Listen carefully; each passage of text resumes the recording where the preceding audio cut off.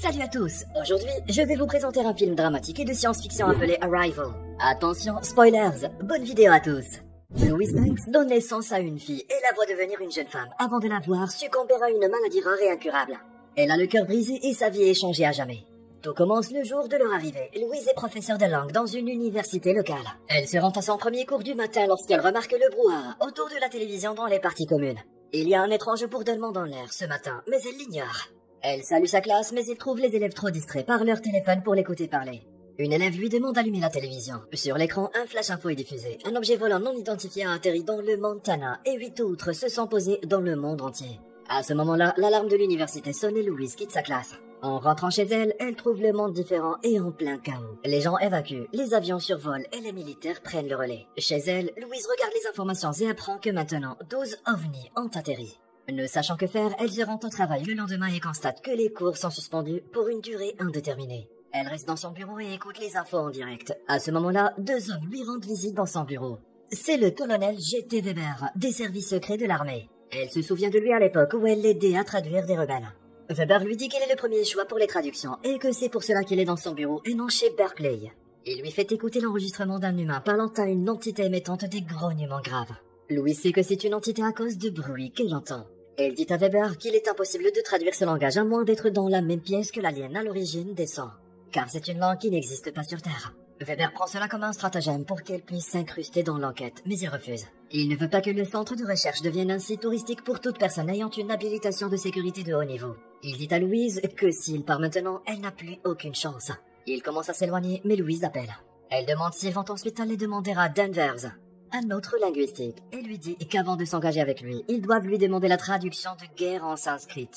Plus tard dans la nuit, Louise s'endort devant les informations lorsqu'il se réveille en voyant un hélicoptère atterrir dans son jardin.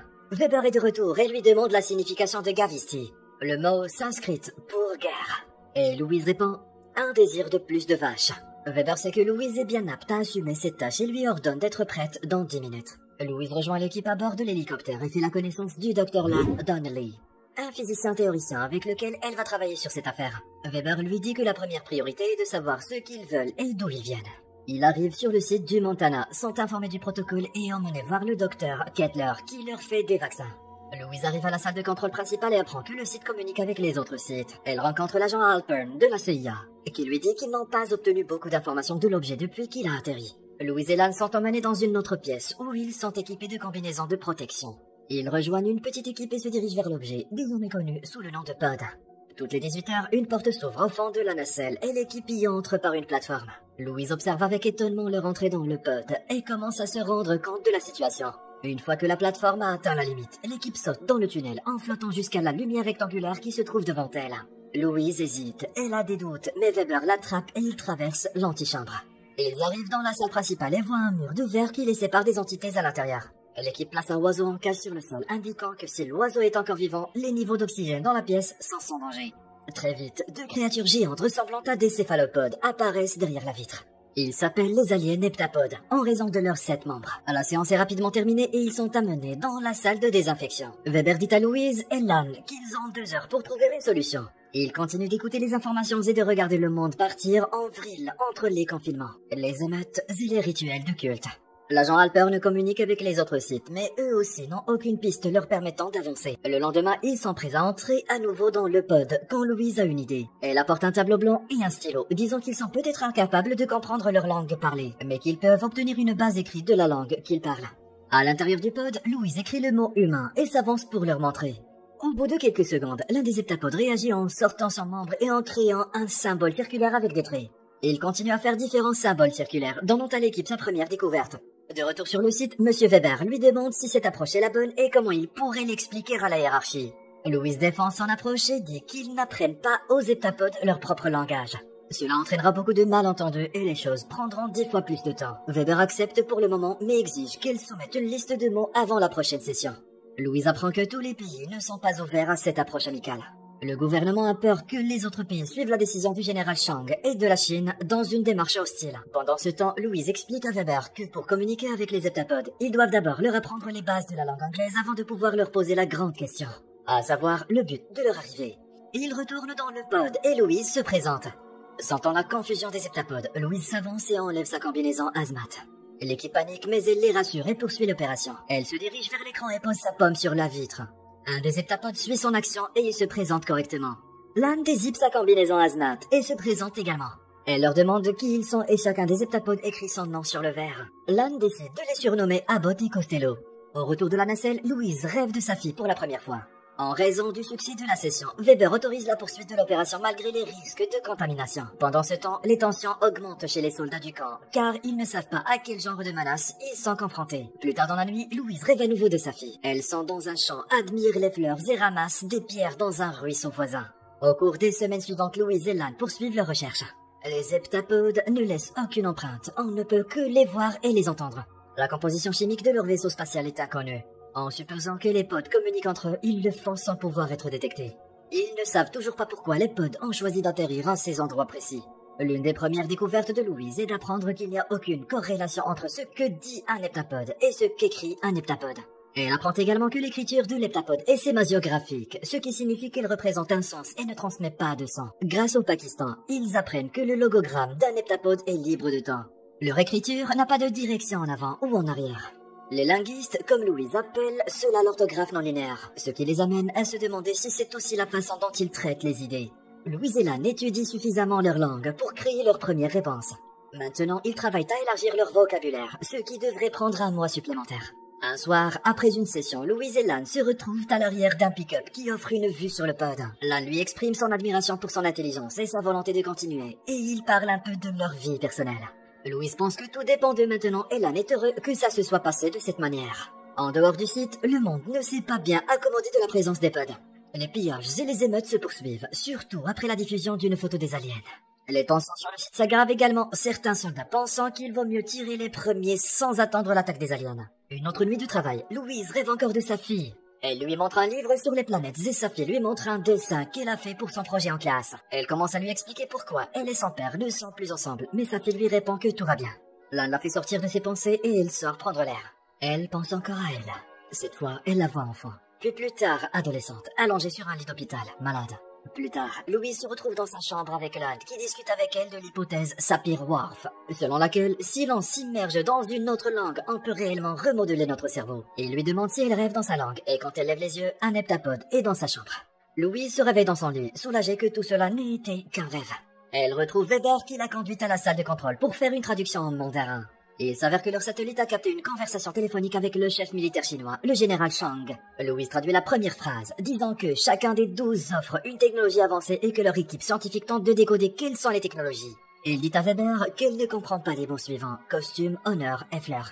Il lui dit qu'il y a une heure, la Chine a mobilisé les forces et que maintenant la Russie suit leur exemple. Louise se rend compte que les phrases appartiennent à des ensembles de tuiles mahjong et apprend qu'ils utilisent un jeu pour converser avec leur heptapode. Elle s'inquiète du caractère problématique de cette situation, où chaque conversation devient un jeu et où chaque idée s'exprime par l'opposition. La victoire est la défaite. Weber lui pose alors un ultimatum et lui ordonne de poser la question tant attendue aux heptapodes, qu'ils soient prêts ou non. Louise, Lan et l'équipe entrent à nouveau dans le pod. Louise commence à former ses logogrammes en demandant aux heptapodes ce qu'ils veulent. Costello répond avec un message disant « offre d'armes ».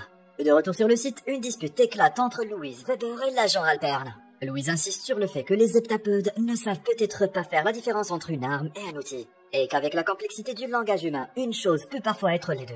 Lan ajoute qu'ils ne savent pas si les heptapodes leur offrent une arme ou leur demandent d'en offrir une, pour commencer un échange. La seule façon pour réellement savoir ce qu'ils veulent est d'y retourner. Un appel interrompt leur réunion et l'agent Alpern présente sa théorie selon laquelle c'est le moyen pour les aliens de diviser les humains et de les faire se battre entre eux. Le conseil se dissout et Louise et Lan se sentent vaincus. De retour à la salle de contrôle, le chaos s'installe. La Chine et la Russie ont reçu le même message qu'ils ont interprété comme une menace et ont coupé leurs communications avec les autres sites de pod, se mettant hors réseau et hors ligne. Louise insiste sur le fait que cela ne fera qu'empirer la situation et qu'ils doivent communiquer entre eux. Elle s'enfuit avec Lan pour retourner dans le pod. Effrayée par la menace imminente, plusieurs soldats de la nacelle se sentent mutinés, transportant plusieurs caisses d'explosifs et les plaçant dans la pièce, prêts à exploser dans 10 minutes. Louise et Lan arrivent et l'un des soldats tente de les arrêter, mais ils finissent par les laisser rioler, tout en sachant que la bombe les tuera. Louise et Lan entrent dans la pièce pour parler à Abbott et Costello, ignorant totalement que la bombe se retrouve à quelques mètres d'eux. Louise leur demande s'ils veulent offrir quelque chose aux humains. Les heptapodes répondent avec des mots comme technologie, visiteurs et amis. Elle leur demande alors de donner la technologie maintenant. Soudain, Abbott commence à taper sur la vitre. Incognito, Weber a envoyé la sécurité pour arrêter les soldats rebelles. De retour dans la pièce, Abbott continue de taper sur la vitre. Louis s'avance et pense qu'Abbott veut qu'elle écrive sur l'écran. Elle pose les deux pommes sur le verre et commence à écrire avec Abbott. Au milieu de tout cela, elle rêve à nouveau de sa fille, qu'elle endort et qui elle tient la main. Après avoir fini d'écrire, Costello s'envole, laissant des centaines de symboles apparaître sur l'écran. Il regarde à l'extérieur et entend des coups de feu.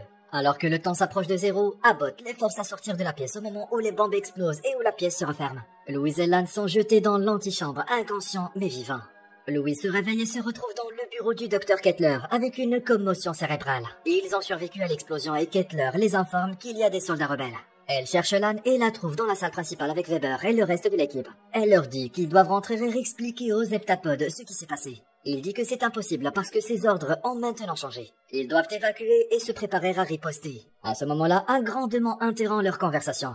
L'équipe court dehors et voit la capsule se soulever de plusieurs kilomètres du sol. Plus tard dans la nuit, la Chine déclare officiellement la guerre aux extraterrestres, incitant plusieurs autres pays à faire de même. Louise et Lan continuent de décoder le dernier message des heptapodes. Alors qu'ils discutent, la fille de Louise lui revient en mémoire. Elle est maintenant une jeune adolescente et elle interroge Louise sur un certain terme qui signifie que deux parties concluent un accord et que toutes deux en tirent quelque chose. De retour sur le site, Louise se réveille de son rêve et apprend que Lan a fait une découverte. Il dit que le symbole du temps est partout. Il calcule ensuite la quantité d'espace négatif dans le message et conclut qu'il signifie 1 sur 12. Louise présente cette découverte au conseil, disant que le message que les heptapodes leur ont donné est l'un des 12 et qu'ils doivent communiquer avec les autres sites pour rassembler les 12 messages. L'agent Halpern l'interrompt et lui dit que cela ne sert à rien, car ils sont en plein blackout et que tout le monde se prépare au conflit. Il fait ensuite écouter un enregistrement pris depuis la Russie. Les aliens ont donné leur dernier message. Il y a plus de temps, beaucoup deviennent un. L'enregistrement est ensuite interrompu par des coups de feu. Louise insiste sur sa théorie, mais Halpern reste hostile, demandant comment ils vont convaincre les autres sites de partager leurs données. Lan intervient en disant qu'ils offrent leurs données en retour, ce qui en fait un jeu à somme non nulle. Louise retient cela et se souvient de la conversation avec sa fille. En écoutant les hommes se disputer dans la pièce, Louise prend la tête et part. Il n'y a plus assez de temps et elle doit se débrouiller toute seule. Elle se dirige vers le pod et étonnamment, le pod envoie un vaisseau vers le sol. Elle entre dans le vaisseau et est submergée par un brouillard. Elle se bat pendant 1 minute pour respirer avant que ses poumons ne se stabilisent. Lorsque le vaisseau s'ouvre, elle se retrouve dans la pièce derrière la paroi de verre remplie d'un brouillard similaire. Costello l'approche et Louise apprend qu'Abbott est mort de l'explosion. Elle craque et s'excuse au nom de l'humanité. Elle demande ensuite à l'heptapode d'envoyer un message aux autres sites. Costello dit que Louise a déjà l'arme et qu'elle devrait l'utiliser. Elle ne comprend pas et demande leur but. Selon Costello, leur but est d'aider l'humanité car dans 3000 ans, ils auront besoin de l'aide de l'humanité. Elle leur demande comment ils peuvent connaître l'avenir. À ce moment-là, sa fille entre à nouveau dans son esprit. Elles sont sur le même terrain, elles jouent dans le même ruisseau. Louise semble confuse et demande finalement à Costello qui est l'enfant. Il s'avère que les rêves de Louise concernant sa fille n'étaient pas des rêves, mais des visions de l'avenir. Après ce dernier message, Costello disparaît dans le brouillard. Louise est éjectée alors que le pod se tourne sur le côté. Un convoi s'approche d'elle et Lan l'enveloppe d'une couverture. Au moment où on la met dans la voiture, elle a une autre vision. Elle est au bord du lac avec sa fille. Elle demande à Louise pourquoi son père ne la regarde plus de la même façon. Louise se sent en conflit mais lui dit que c'est parce qu'elle a dit à son père quelque chose à laquelle il n'était pas préparé. À savoir une maladie rare et incurable. Dans le présent, Louise vient de réaliser pourquoi son futur mari l'a quittée. Pendant ce temps, tous les potes du monde entier se sont également mis sur le côté et la planète entière se prépare à une guerre mondiale. Alors que Louise se promène sur le site, elle a une autre vision. Sa future fille lui demande pourquoi elle s'appelle Anna. Louise lui dit que son nom est spécial parce que c'est un palindrome. Ce qui signifie que si on l'écrit à l'envers, ce sera toujours Anna. Dans sa vision, elle se voit également en train de publier un livre sur le langage universel des heptapodes et d'enseigner ce langage à d'autres humains. Elle réalise enfin le vrai but des heptapodes, leur arme et leur langage, et ils viennent de le partager avec l'humanité. Leur langage ouvre le temps et une fois que vous l'avez appris, vous commencez à percevoir le temps de la même manière qu'eux, dans un état non linéaire, de sorte que vous pouvez voir ce qui est à venir.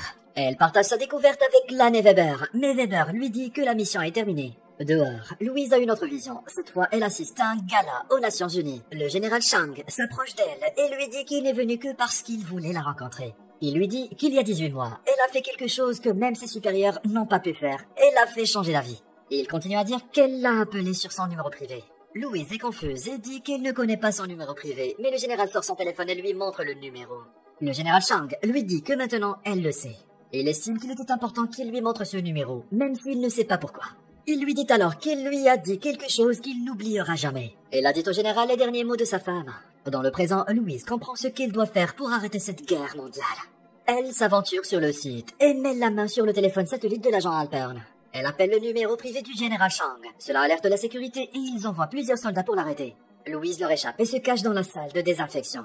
Le général Chang répond à l'appel et elle lui explique son but. Lan la rejoint dans la pièce et la protège des soldats. Elle finit par transmettre son message au général Chang, qui le reçoit. L'appel est réussi et elle met les mains en l'air, se rendant à la sécurité. Soudain, la Chine se retire de l'attaque et les autres pays suivent. Les 12 sites acceptent ensuite de partager leurs données et de compléter ensemble les pièces du puzzle. L'humanité ne faisant qu'un, les pods commencent à s'élever et à disparaître dans l'espace. Aussi vite qu'elles sont arrivées. Louise et Lan sont dehors et regardent l'évacuation du site. Elle lui demande s'il changerait les choses, s'il pouvait voir sa vie entière du début à la fin. Il lui dit que la chose la plus surprenante qui lui soit arrivée dans sa vie n'a pas été de rencontrer les heptapodes, mais plutôt de la rencontrer, elle. Il lui déclare alors son amour pour elle. Louise le regarde, sachant que c'est le visage de son futur mari, et lui renvoie son amour en l'embrassant. Même si Louise sait ce qui va se passer dans le futur, qu'il se marie, qu'il donne naissance à Anna, et que Anna décède. Elle accepte pleinement et de tout cœur, tout en sachant que Lan finira par les quitter.